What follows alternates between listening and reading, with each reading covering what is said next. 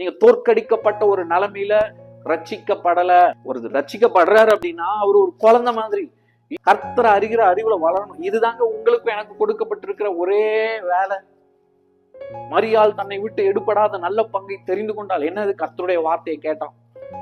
இன்னைக்கு நம்ம பேசிக்கிட்டே இருக்கோம், அவர் என்ன சொல்றாருன்னு கேட்க மாட்டேங்கிறோம்.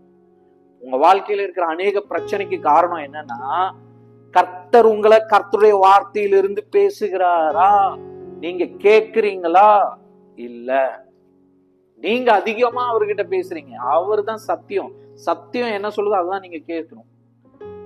உங்களுக்குள்ள நிறைய பொய் இருக்கு. பொய் சொல்றது அவர் கேட்க மாட்டாரு. அல்லேலூயா. சத்தியம் என்ன சொல்லுதோ அதுதான் நீங்க கேட்கணும். அப்ப சத்தியம் என்ன சொல்லுது உங்களுக்கு?